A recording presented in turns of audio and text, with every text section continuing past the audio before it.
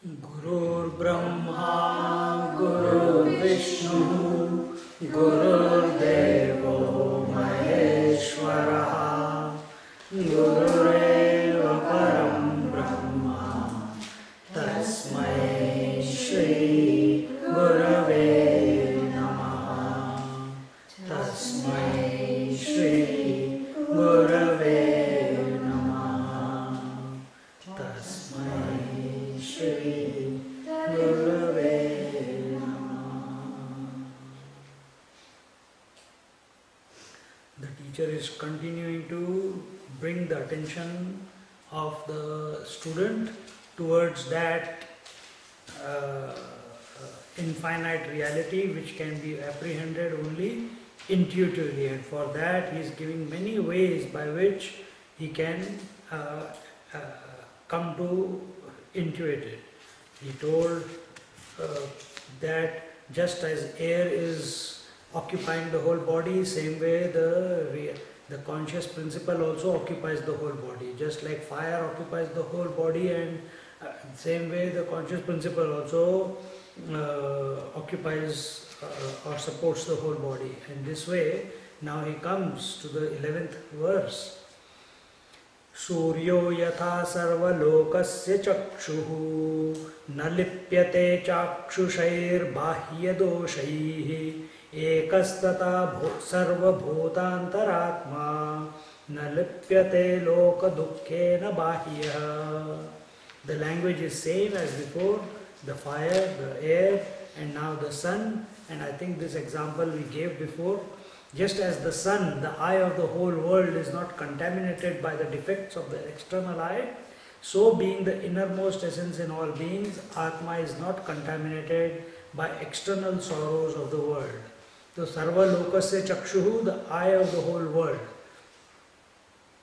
For all purposes, if the sun was not there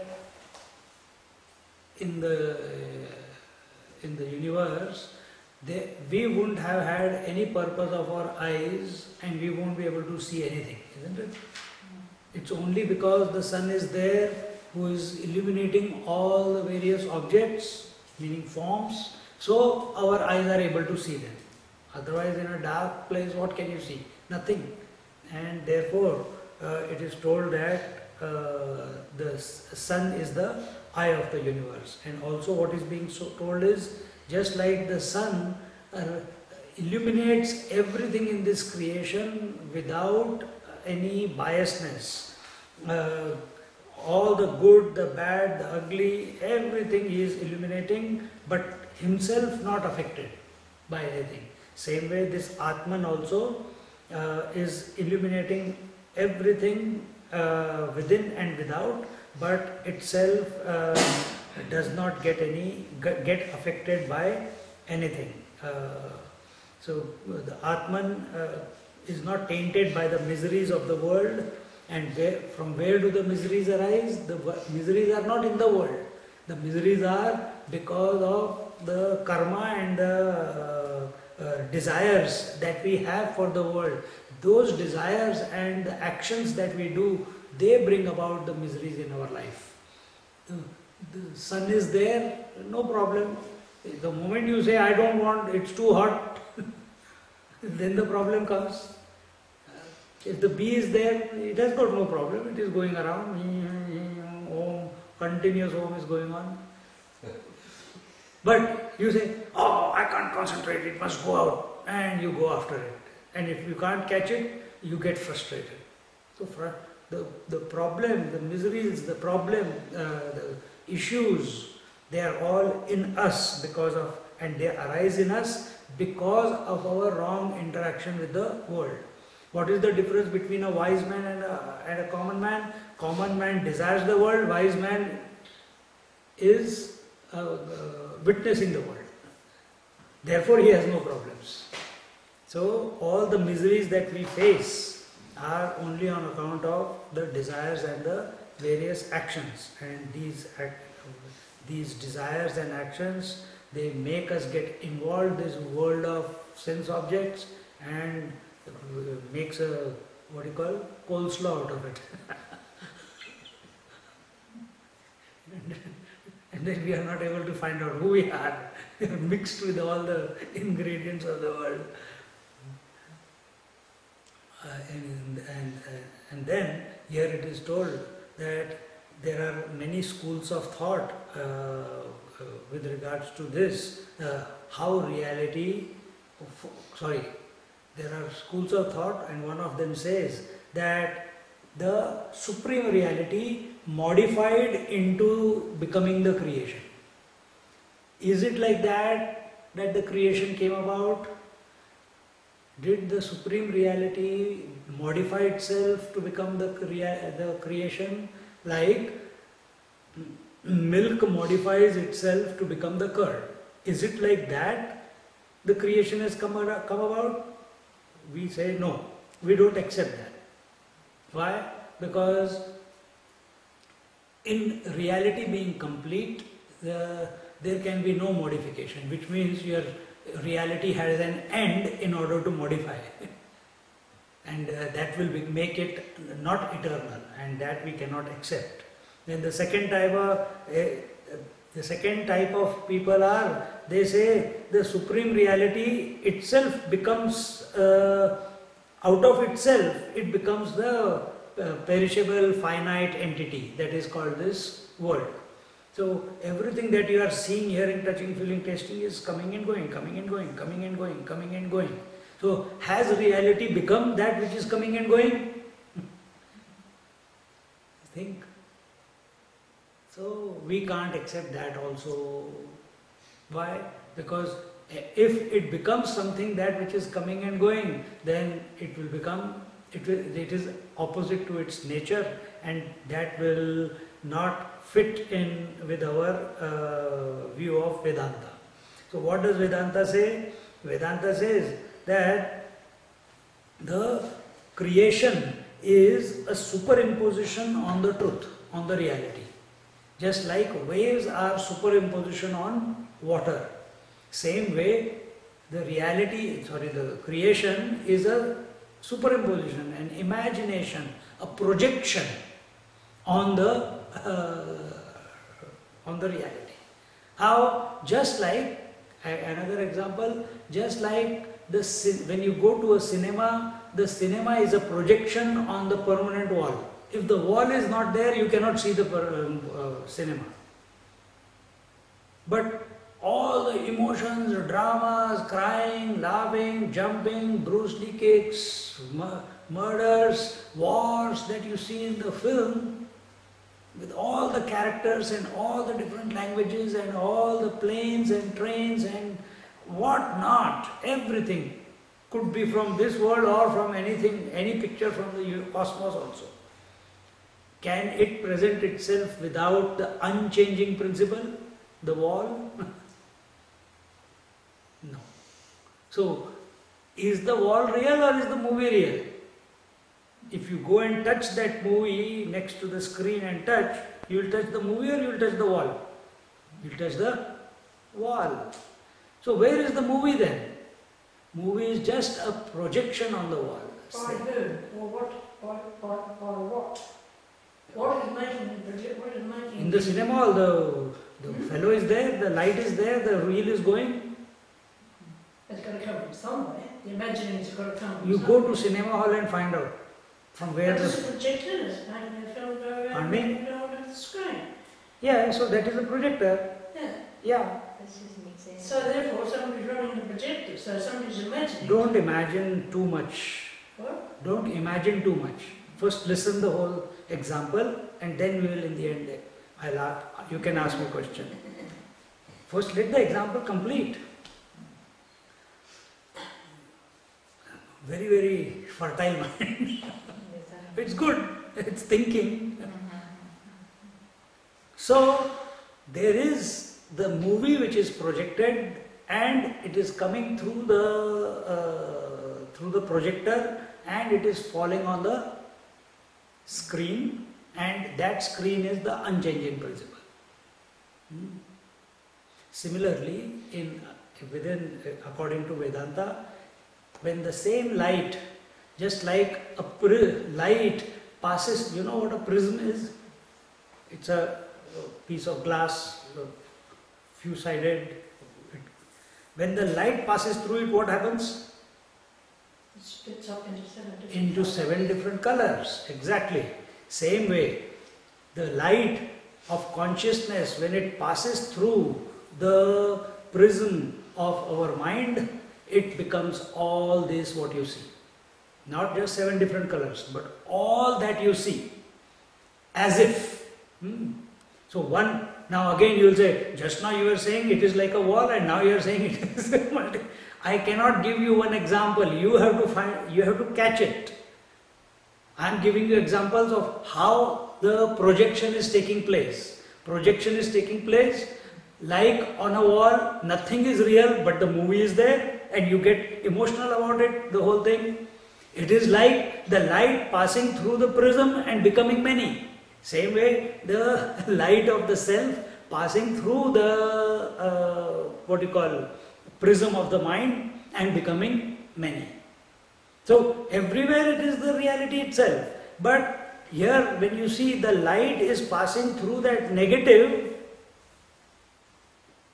if the negative has nothing in it, no impurity in it, then will it reflect anything? It will be blank. But when there is some impression, then it starts, and that impression that we are talking about in the mind, that has been created out of delusion, out of desires, out of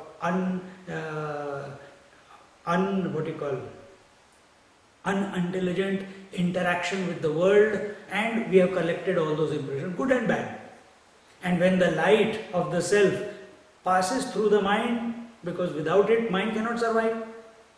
Man is called dead if it is not there. So when the light passes through that, it projects as this entire world.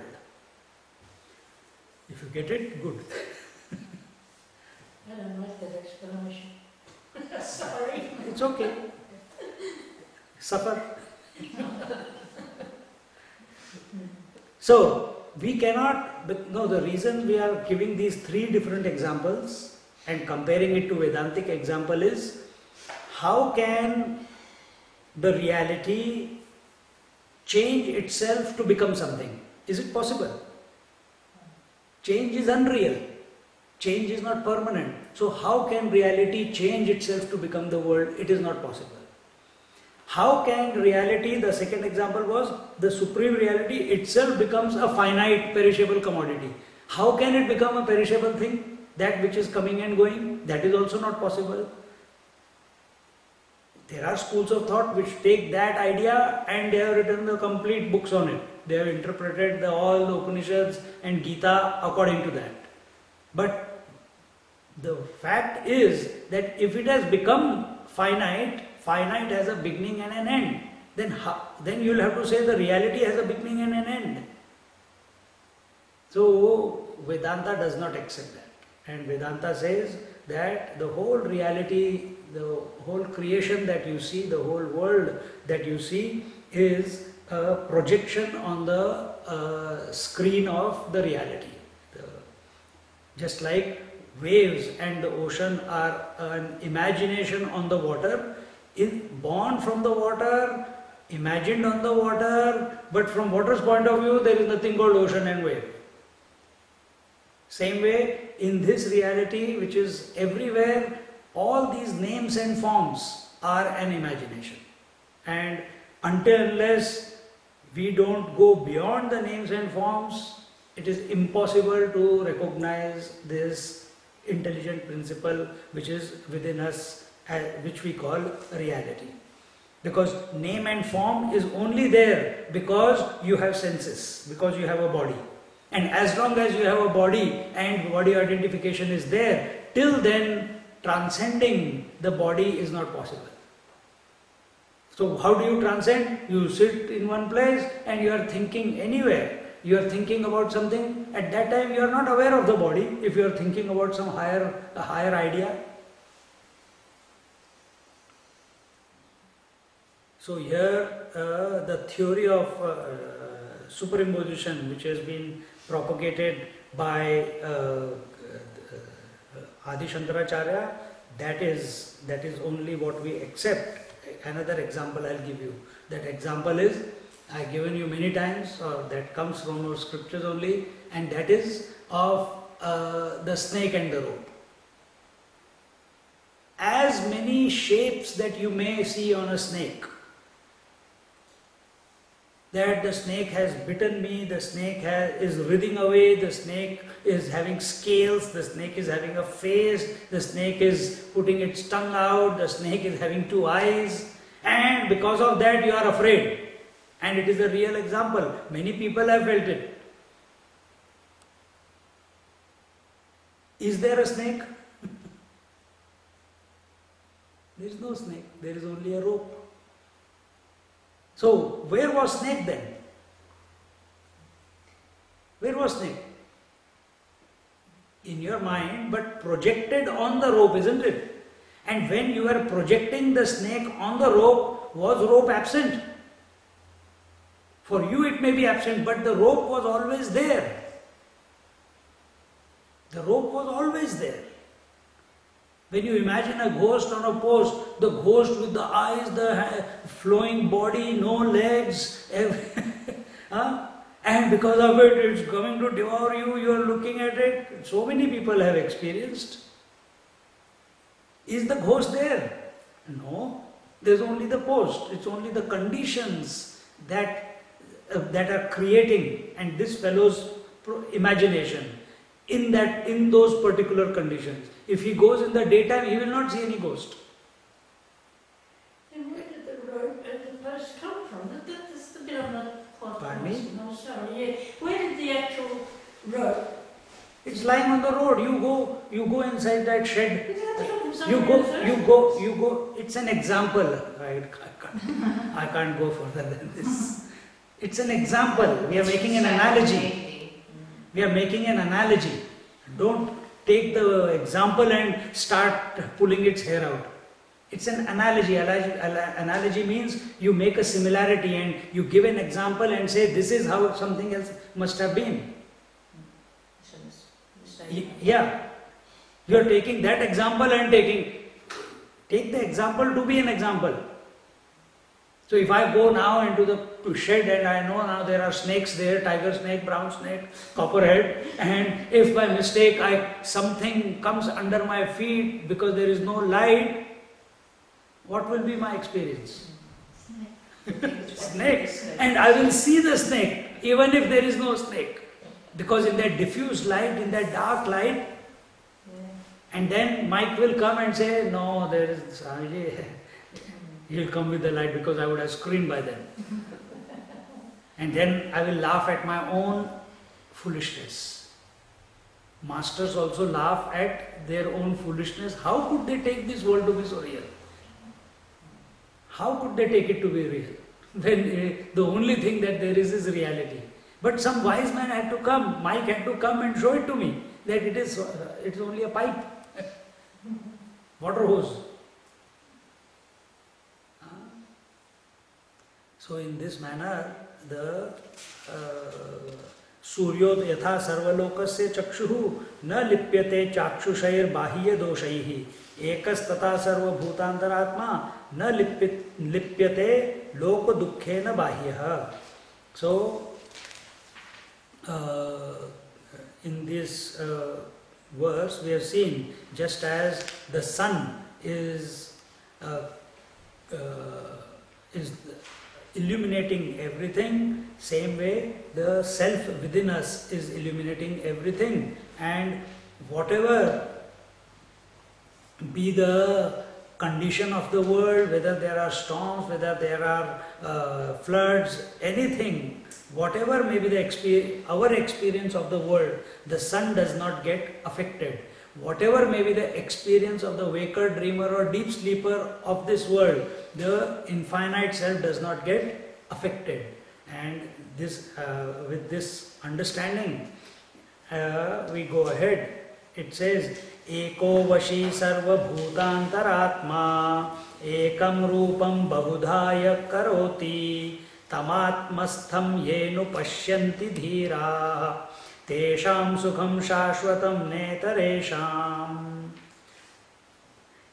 That one supreme ruler, the soul of all beings, who makes his one form manifold, those wise men who perceive him as existing in their own self, to them belongs the eternal happiness and to none else. So,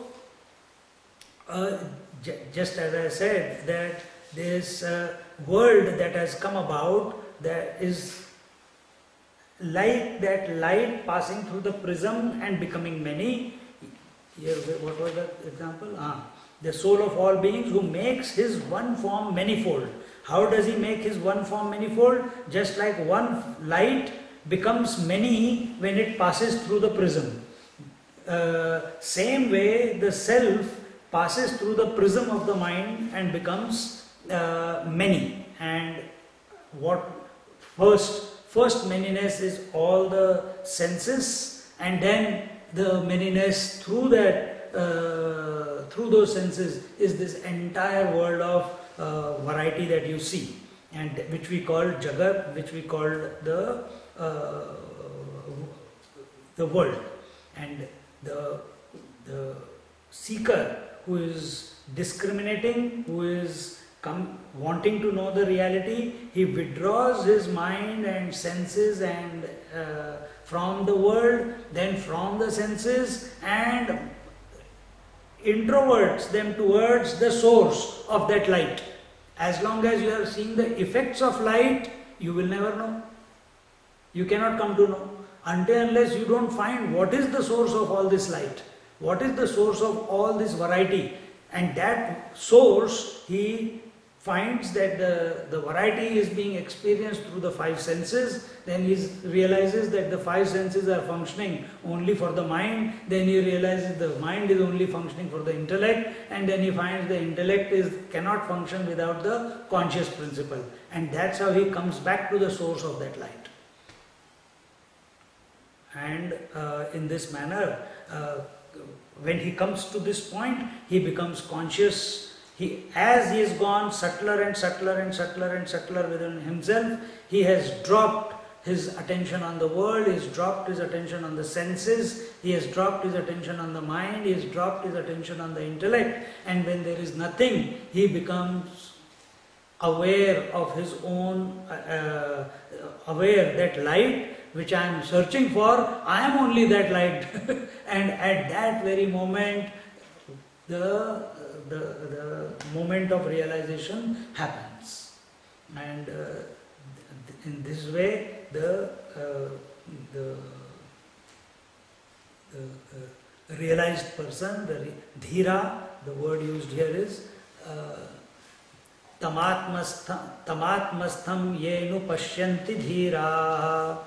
Dhiraha, wise men. Anupashyanti, perceive. And amatmastham, existing within their own self. So, such a wise man experiences within his own self the source of light and recognizes that source of light to be himself. And and this is only possible when we have withdrawn our mind and intellect and senses from the world and made them single-pointed, unbroken, continuous attention on that source of light. Can you see that source of light? No. Ego cannot see the source of light. The mind and intellect through which the ego is functioning, it cannot see the source of light. But yet, it knows, because thinking, it continues to move towards it. And eventually when it does intuit it, the moment it intuits it, at that very moment the ego vanishes and only the self remains. And in this manner, the mantra says that those people who are engrossed in the world of objects, in the world of names and forms, in the variety, for such people, such people do not have the discrimination to intuit that reality, and they continue to proclaim that this world is real, and the scripture is saying that such people are not given the ticket to enter into the realms of the self. By whom? By themselves. Why? Because the mind is not thinking about the reality, it is thinking about the world. So they are, and as the mind, so we become. So if the mind is thinking about the world and all the objects, that's what it will get. And objects are many, variety is many, so mind is continuously broken up into manyness. But until and unless that mind is taken away, weaned away from the manyness and consciously made to focus on that one theme continuously, then alone the abidance is possible, otherwise it is not. For such people, there is death after death after death after death. There is fear after fear. Why? Because when we live in this world of variety, because we know that one of the variety is snake, and now you know the snake is in the shed. Will you go into the shed? He says yes. First he said yes, then he said no. He's becoming Indian.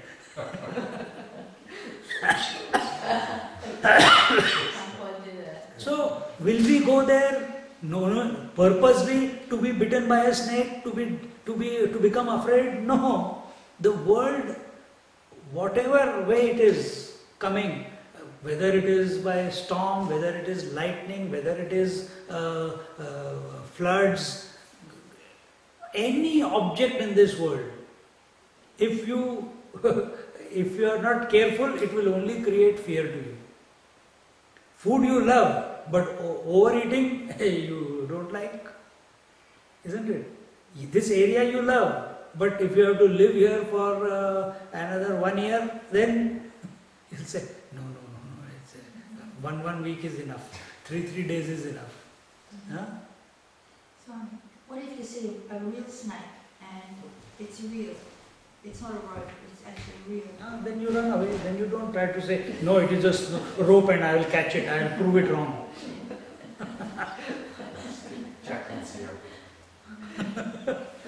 That's an example, Baba. Where is your mind? We are saying just like the snake is an imagination on the rope, same way the world is an imagination, superimposition on the reality. That's what we are saying. We are not saying go and catch a real snake and say it is a rope. Hare Ram.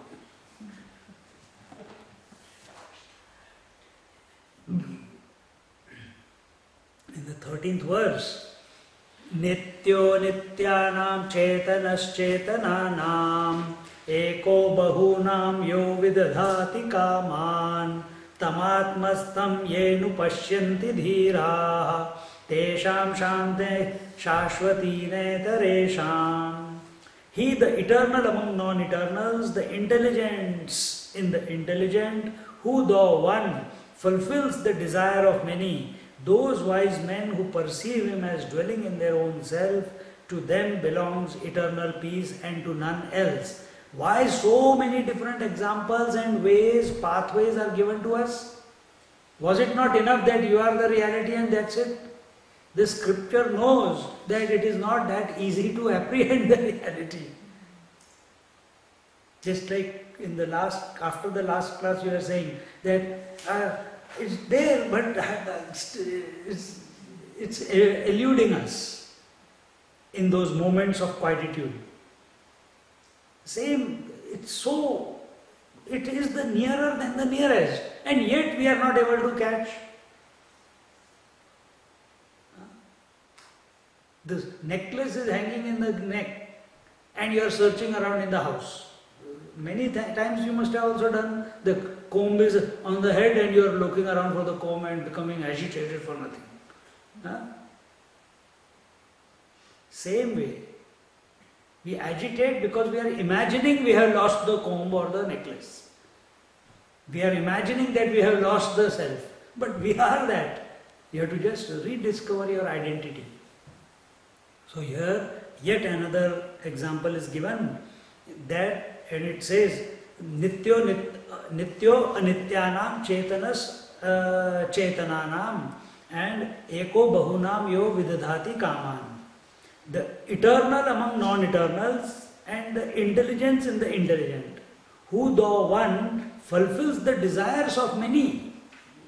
Vidadhati kaman. Eko bahunam, eko one, bahunam many, yo vidadhati kaman, desires of many. So, what do we have to realize in our life? We have to realize the self, and the only way we can know the self is intuitively. And this is what is being told to Nachiketa through all the this is that, this is that, this is that. How many this is that we have done now? What are those examples? The Lord of Death, he in the beginning itself he said that words cannot reach it. Experience cannot get there, and yet you have to know it. I cannot help. I can only help in this manner. Now you become intuitive towards that reality, which I am indicating to you. Swamiji, where is the hair on the moon? H-A-R-E hair. Or those who have seen, where is the, I can't see the Sai Baba's hair pattern on the moon. And then you say, look there, look there, look there. I can only point, isn't it? I can only look at the moon through those branches. You see that two leaves on that branch, and between those two leaves you see that part of the moon. That's where the hair is. Can you see it? That's all I can say.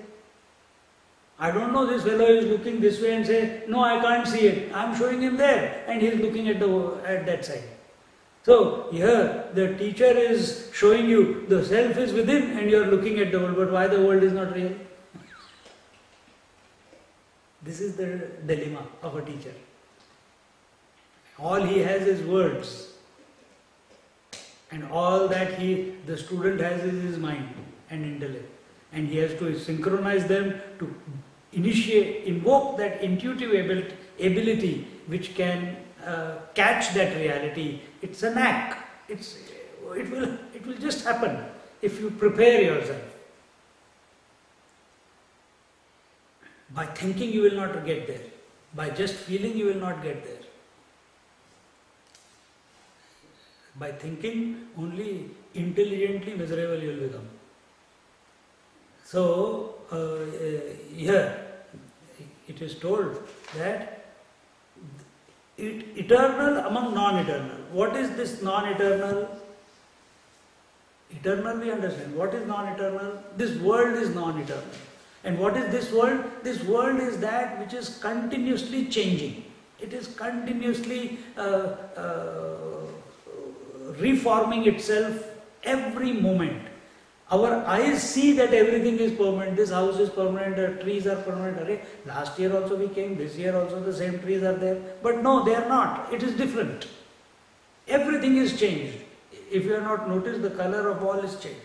Inside the hall also, the color of wall has changed. Inside the dining hall, but the place looks the same, isn't it?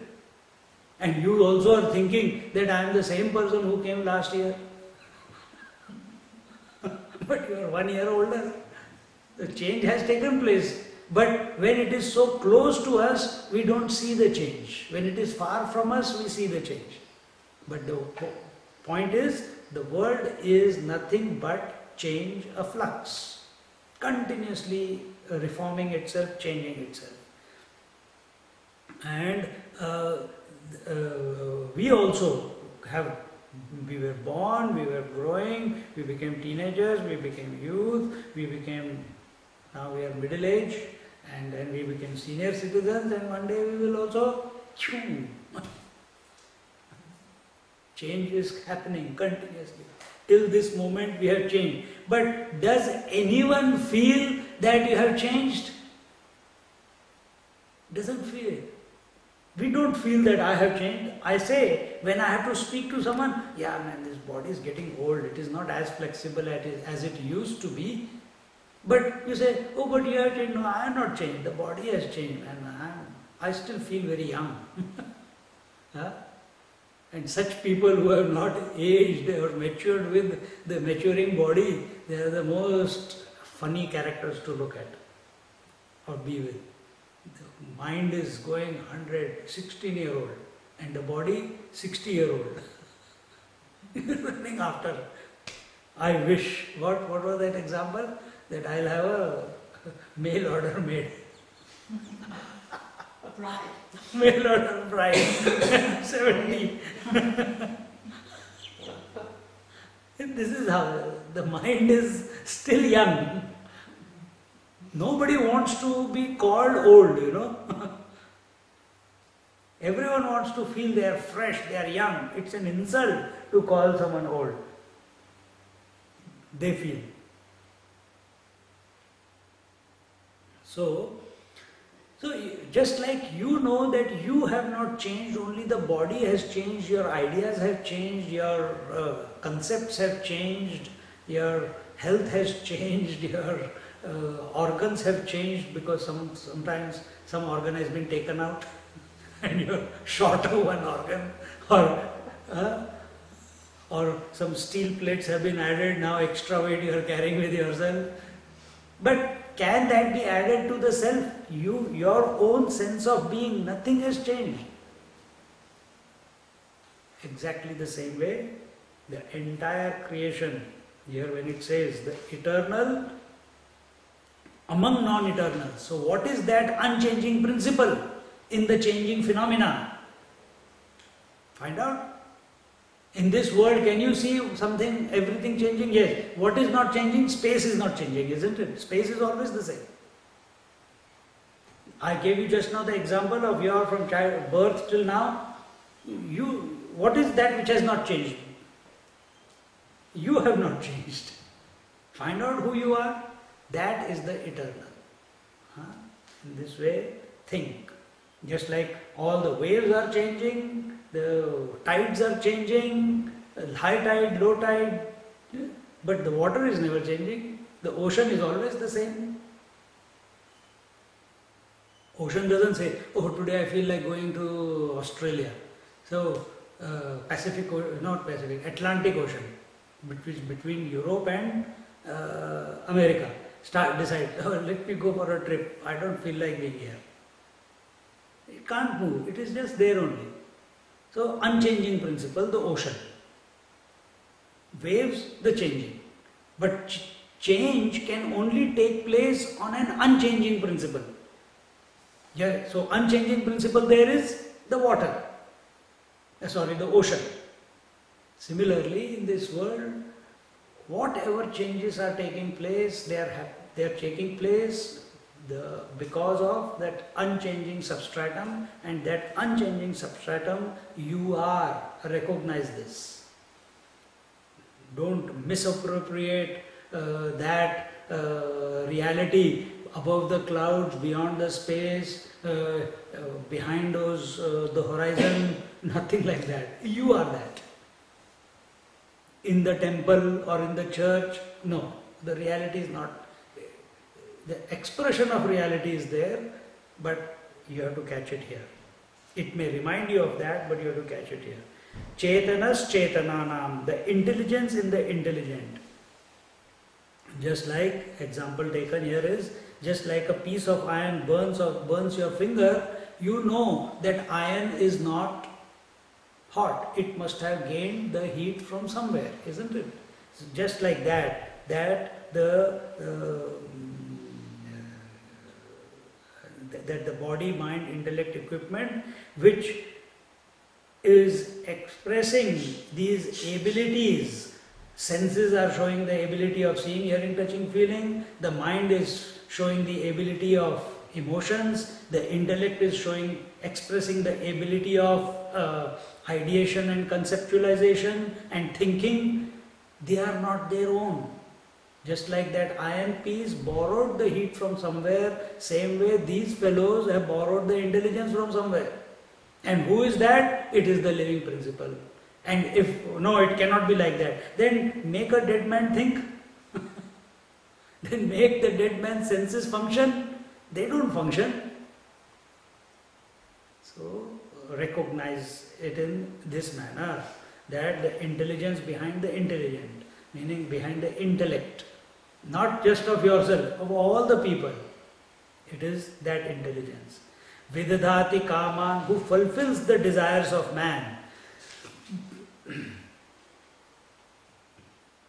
The law of karma gives you the results of the actions that you have done. Every action must give you a result, isn't it? Whether you like it or not. You are sitting and listening, it's an action, some result will be there. Either you will be confused or you will be happy. I am speaking, there will be some result, whatever it may be. So every action must give a result. Who gives that result? It is that infinite principle. Is he coming from somewhere and giving it to you? No. Who is doing the action? You are doing the action. Can you do the action without the presence of that reality within? No. Ego is essentially the reality, isn't it? So even all the desires in man, whatever the results of those desires are, they are initiated or given by the reality itself. Because if the life principle is not there, the man cannot have the desires, isn't it? Desires come only in a living person. So the desires are coming because he is living, he is able to perform the action in order to satisfy that desire. So here it is told, Vidadati kaman. Vidadati kaman, he who fulfills the desire of all, just not man but all men. And each one is having his experience in the world, and all the various, you eat food, you get satisfied. You go to sleep, you become refreshed. You take a bath, you become awake. You put the alarm, you arise. All those are results.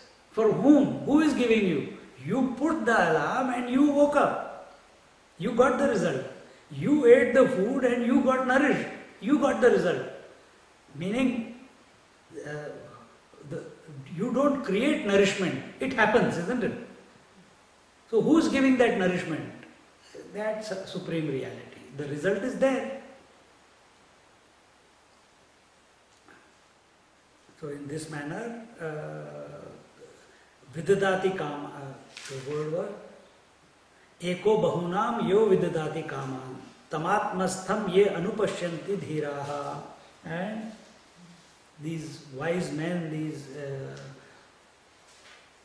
these realized masters are the ones who have recognized it in this manner, that it is the same reality who satisfies our desires. So why not desire that reality? Isn't it? If it is the one which is giving, I want to know the source. I am not happy. What Jesus said, teach a man to fish, don't give him a fish. Otherwise you will have to keep giving him fish and he will become dependent. If you teach him fish, he will be content, and you go and teach someone else and help someone else. Otherwise, for the rest of your life, you will have to feed him. So, this is what we are doing. One desire, then next desire, then third desire, then fourth, then fifth. From childhood till now, this is what is happening. One desire, one fish after the other fish.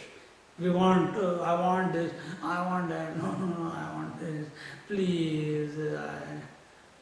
But if we can go to the source from where all the desires are satisfied, then everything is over. So, what is the source where all desires are satisfied? That is the total mind. But here we have gone even beyond the total mind. And to go there, we have renounced even those desires of the total mind. And come to know that because of which everything exists, everything is.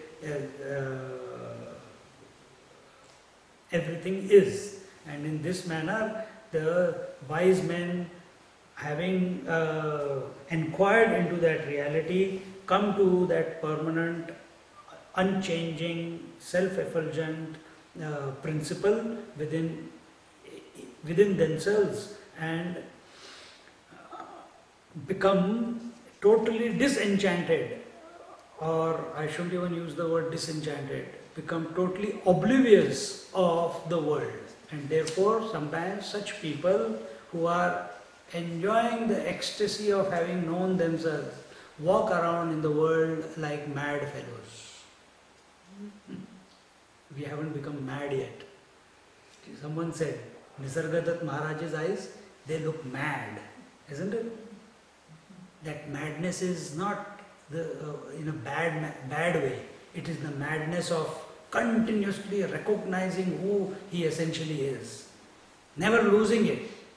It's coming not in trickle, it's coming in floods. So that feeling. You see Nisargadatta Maharaj, we saw, you see Nityananda Maharaj, Muktananda's teacher, that 7 foot tall, look at his eyes, he'll be looking boring into. You look at Chinmayanandaji's eyes, I got some photographs, he looks like this, you can't hide anything, you just roll the photograph and put it inside. Scary, but at the same time very intriguing. Scary because I've got so many things still to clean up in me that the way he's looking, he knows everything that I am. And inadvertently I am doing many wrong things. So that fear. But at the same time, then again after 2 days, those eyes are once known. The 3 ways of expression. He behaves like a small child. He behaves like a drunken fellow in this world, drunk with small child, because everything is fresh, everything is new. He's in every moment is a new moment for him, and in that moment he is aware of himself, and that therefore childlike. Or he is like a drunken fellow. He is intoxicated with the reality. And walking around a drunk fellow. Or he is like a ghost. Sometimes here, sometimes there. Nobody comes to realize where he is. And this way,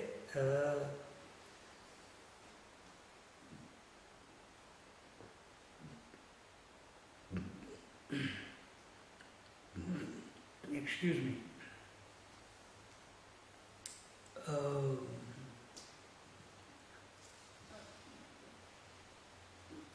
We come to the 14th verse. In the 14th verse he says, Tade taditi manyante anirdeshyam paramam sukham katham nu tad vijaniyam kimu bhati vibhati va. They, the sages, perceive that indescribable highest bliss as this is that. How shall I know that? Does it shine of itself or does it shine by another light? Now here Swami Chinmayananda says that this question could be 2 ways. It could be a question that the Lord of Death is himself thinking out aloud. Having told all this, then he is saying that this is that. And then after having told Nachiketa, this is that, then he said, how shall I know that? He is trying to formulate a question on behalf of Nachiketa. Or it could be, and then the second question is, does it shine or does it shine by another light? So he is trying to direct the attention of Nachiketa. Or it could be Nachiketa's question to his teacher. That, yes, this is that, I understood, this is that. What you have been saying, I'm following it perfectly. But please tell me, how shall I know it? It's just there. So is there anything else which is going to illuminate it, or it is, does it shine by itself? So now it's like a question. You are all looking at me, and who is illuminating me? Is the sunlight illuminating me, or are you illuminating the sunlight illuminating me, or are you illuminating or is the mind illuminating the eyes, which are in turn illuminating the sunlight, which is illuminating me, or is it the intelligence within you which is illuminating the mind, which is in turn illuminating the senses, the eyes, and in turn they are illuminating the sunlight, which is illuminating this form. See how? So, if you say, no, the sun is gone, now the eyes are gone, mind is gone, come to this source of light. Now, when this source of light, yeah, I know, I am watching, but is there anything else I have to go to, or that's it? This is the question. Is there another light?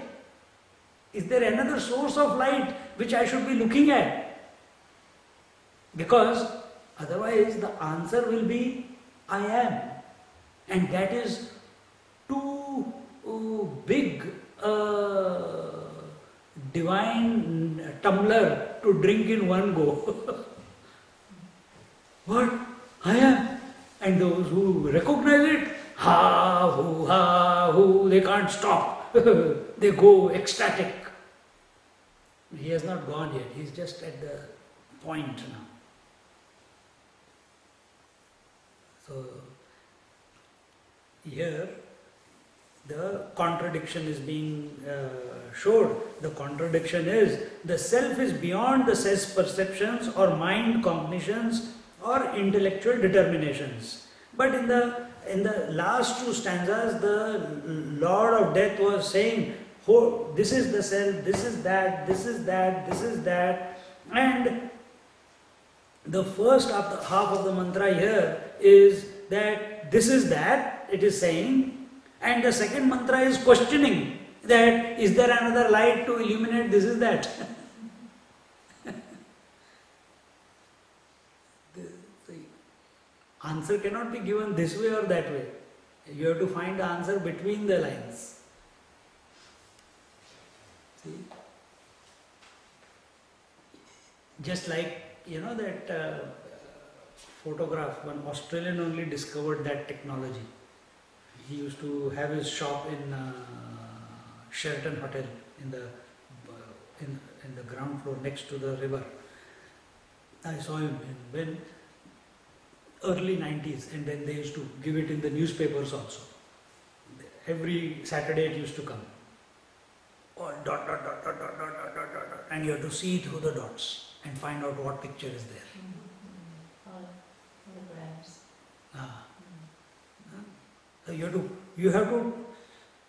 All you can see is various dots. But in those dots, you have to just you have to just once catch have the knack. Once you have seen, you can see all of them. And you are all different things you are doing with that. And eventually, there where there was only dots, you see a bird or a scenery or a figure or whatever, like that. You can look away and then look again, just normally it will be there like that. And it will be there like that, yeah. Once you've got that adjustment. Correct. That is perfect. Correct. Exactly like that. Now you have dropped quite a few dots, only 2 dots left. You cannot say this is that or this is that. You have to intuitively, between the 2 dots, you have to put the attention and it will just reveal. So what are we told when you are looking at? You don't look at the screen. You look at behind the screen, about a little bit distance away. When you are looking from here and your attention is at this point, not at this point where the screen is, then the picture just appears. Same way here also.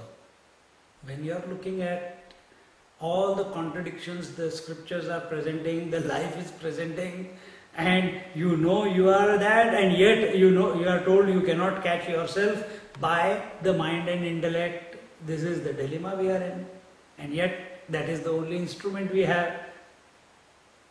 So we have to see in that manner. to the Lord Death is saying that those who have discriminated well and are meditating, they eventually realize this reality as themselves, and this is that reality. It is their own subjective experience. Tad etad iti, this is that. Tad etad iti, and this reality, when known, it is not what do you call, your body will be shaking, or you will grow two horns, or your white hair will become black hair, or everything in the world will be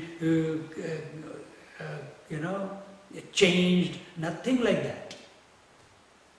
It's the most common of the commonest experience, but at the same time most profound in its nature. And at that point, when the seeker has this subjective experience, that time the sense organs are defunct, the mind is defunct, the intellect is defunct. These three do not have any influence or sway over the reality. If the reality is having a sway, imagine, if it is having a sway by the senses, the mind and the intellect, then it is called the ego. When the ego has dropped the attachment to these three, intellect, mind and the senses, then it is called the reality. So in this way, this is that, and such a person comes to realize that what he has been seeking throughout his journey, throughout his life, is the closest thing, and still he's getting there. It is he's still trying to objectify. Is there a light which is illuminating it? That's why this question. Otherwise, how will the question come? He's still trying to objectify it. He wants to see the last remnants of intellect. And they are saying, yeah, I know that I can see this last thought in my mind, but he's not realizing that one who's seeing itself is it. So, what he has been seeing is the nearest factor in him, it is the self itself. And in this way, now the disciple raises these two doubts. What exactly would be the nature of the instrument used, and the individual who used the instrument in realizing the self as this is that? Is there an instrument required? Now you have taken away the senses, you have taken away the mind, you have taken away the intellect. Now he is nonplussed. Yeah, but then how do I know? How do I know? Experience. Yeah, but experience is only in the mind. It is not an experience also. When we say subjective experience, doesn't mean that it is an experience. You cannot have an experience of yourself. Can you? You can have an experience of something that is other than you. Correct? You have never had the experience of change. Only when some child comes and says, "Auntie," I have become auntie. I thought I was only 16, 17 years old. Don't call me auntie. You call me sister. But you look so big. Then you realize something has changed. I might be having some delusions about myself. So, what exactly is that instrument which one can use, a seeker can use to realize the self? And if this thought has come, it is natural, it will come. And this is what is keeping us stuck, because we are wanting to have an objective experience of that reality, and whereas that reality is the subject itself. But because of this habit of objectification, seeing everything other than us, you are other than me, this camera is other than me, this book is other than me, this body is other than me, this breath is other than me, these emotions are other than me, because I can experience them, I can control them, I can change them. The ideas are other than me, the thoughts are other than me. So everything that I experience this world as a world is an objective experience. And that has become my habit for lifetimes, not just this lifetime. So that habit has not dropped yet. And therefore this doubt is coming. How can I experience this? Now you have taken away all my instruments, then what will I use? Is there something else by which I can see it? Will some other light come and illuminate it? Then I will come to see it.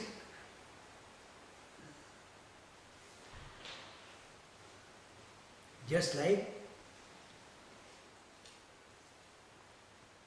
like everything in the world is observable only because the light principle is there. Similarly, there is a light principle within, in whose light all the thoughts, all the emotions, all the forms, sounds, smells, etc. are known. That light you are. So here it is, and that is the light of intelligence.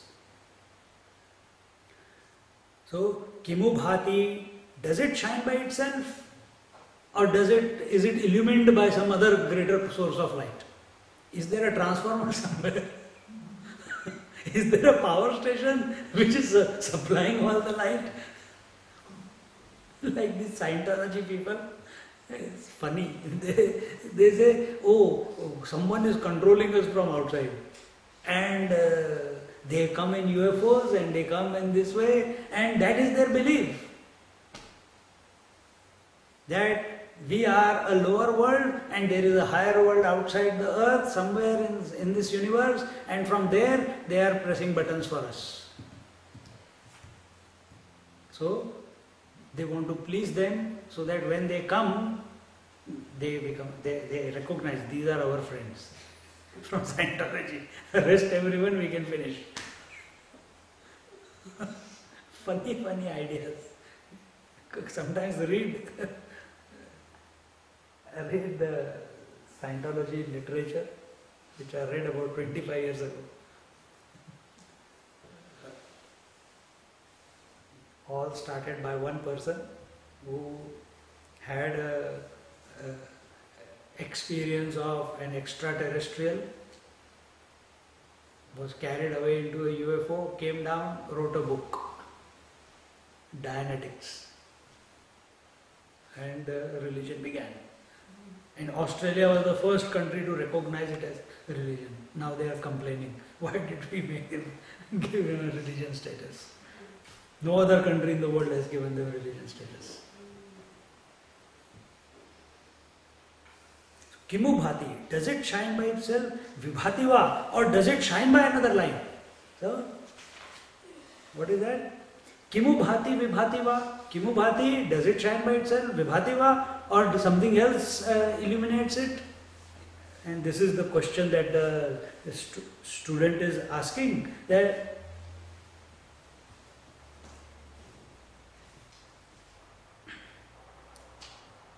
so he is asking, the first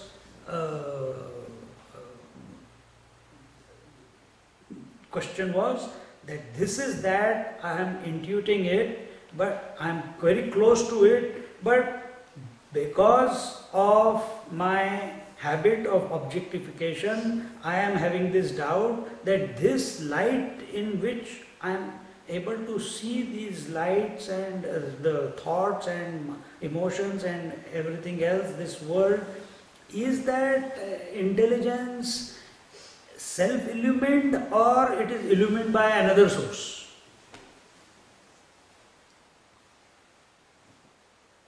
This is the difference between Vedanta and other schools of thought. In meditation, yogis go into meditation, experience themselves, come back out and consider the whole world to be still ignorant. So they have to improve the world. A devotee recognizes the Lord, may experience the Lord, but it is an objective experience. But it is an objective experience. In Vedanta means where the words stop, where the mind stops. Once that experience has taken place, everything is just as it is. Everything is just being. We are saying that. Even the person who has known, he doesn't even say that. So,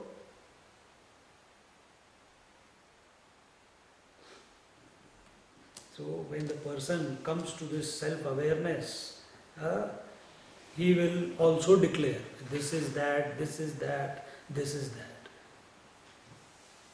So what is this? Now there is a very, very famous verse which all over India, in all the prayers they chant, but majority of them don't even understand what they are chanting.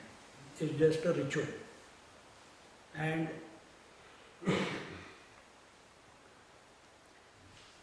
here we will see that what is being told here is that the intelligence is self-illumined. It does not need any other source of light. This light of lights does not need any other source of light. This intelligence doesn't need any other source of light to illuminate it. It is self-effulgent. And to bring this point across to the student so that he can catch himself. Na tatra suryo bhati na chandra tarakam nema vidyuto bhanti kutoyam agnihi tameva bhantam anubhati sarvam tasya bhasa sarvamidam vibhati iti Kathakopanishadi dvitiyadhyaye panchami valli. The sun does not shine there, nor does the moon, nor do the stars, nor the lightning, and much less the fire. When he shines, everything shines after him. By his light, all these shine. And with this chapter is concluded. So, what is tatra? There, where we are talking, that point, that source, that intelligence, that substratum, there, no other source of light is required to illuminate it. Tatra. All the sources of physical lights. So here, all the sources of physical lights in our life. Sun is a natural source of light. The moon is taking the light of the sun, and giving us the light at night. The lightning is there. The stars are the natural sources of light, and also the fire. Fire also gives its natural light. All these are shining are getting the light because of this substratum, this intelligence, this light of all lights. And in this manner, Anubhati Sarvam. And the reason he says that the fire also, why he has added?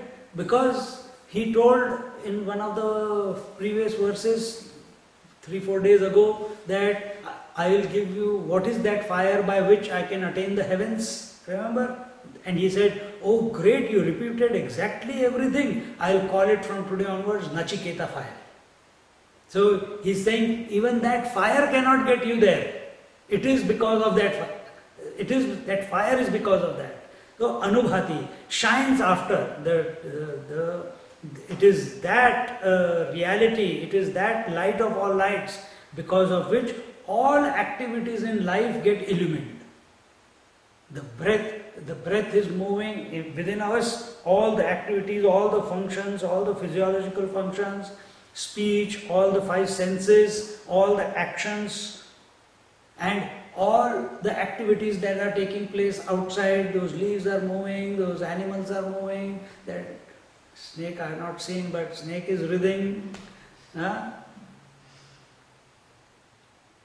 Everything, all activity is because of this. If this fellow is not here, no, how can that be? If I die, if this body is not there, then the world continues to be, no? This doubt is not given here. I'm reading your minds. If I die, the world continues. If I am not there, the world continues. Then where will the light has gone then? For whom? For whom has the light gone? The individual. So you are not there, your world is not there. Even right now, the world inside this room is absolutely unique to each one of you. The room may be the same, but the room is the angle of vision. Your experience of this room is absolutely unique, and that uniqueness is based upon the impressions in your mind, isn't it? So the world being the same, space, air, fire, water, earth, plants, animals, human beings, but the experience of every individual is different. So that world, that individual world, that egocentric world, that projection of that ego, utilizing the intellect and the mind, which is creating its own personal world, that world is no longer there. So, as long as the life is there in you, till then, all the sources of life in this, sources of light in this world are illumined by you. And I just, few minutes before, I gave an example how you are, who is one who is illuminating this body right now and sitting in front of you? Is it the sunlight, or is it your eyes, or is it your mind, or is it the thought in the intellect, or is it the consciousness within you? If the consciousness was not there, not the ego consciousness, if the light principle, that life principle was not there, then the mind cannot function, the senses cannot function, and then for that person I am not there. Similarly, here the entire physical world with all its natural light, because he asked, is there any other light that can illuminate it? So he's saying, no, all the natural lights are illumined by that one light, which is the light of all lights, and in its presence all other lights shine. And this way, Om na tatra suryo bhati na chandra tarakam nema vidyudo bhanti kutoyam agni tameva bhantam anubhati sarvam tasya bhasa sarvamidam vibhati.